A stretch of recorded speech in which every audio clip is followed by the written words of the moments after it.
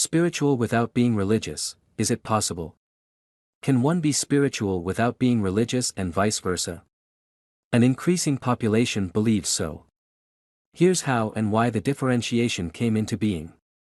Before we get down to deciding the relationship between religiousness and spirituality, it is important to define these terms.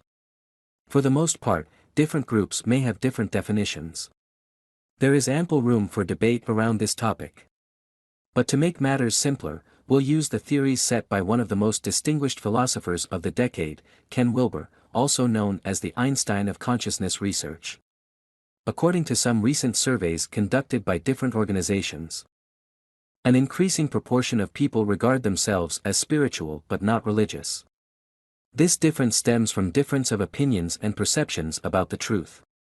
Here's how Ken Wilber explains why this is possible. How true is the truth? There are two kinds of truths: the relative truth that appeals to certain masses but not to all, and the absolute truth which can also be regarded as the universal truth.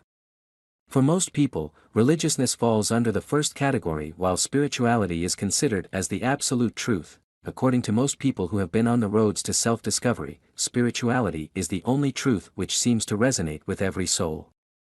Deep down, spirituality makes you feel at peace with yourself and your surroundings, enabling you to overcome physical barriers in order to transcend into another dimension of reality. This is a sensation common for the spiritual masses, establishing it as an absolute truth. It helps you see beyond the materialistic possessions, realizing the real purpose of your existence and the special pathway ordained by the greater being. On the other hand, religions are prone to conflicts and disagreements. There are over 20 religions practiced all over the world, and this doesn't include the sects or variations that have come about with time. Most religions hold on to some specific stories of the history, which, for all we know, might have been altered as they were forwarded through the generations. These stories pose a relative truth, where the subjects and objects are distinctively separate and hence cannot establish a concrete reality. It is relative because everyone does not resonate with these truths in the same way.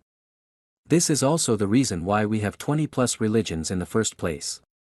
This, incidentally, also marks the line of differentiation between spirituality and religiousness. And as per these definitions, the two elements can be mutually exclusive.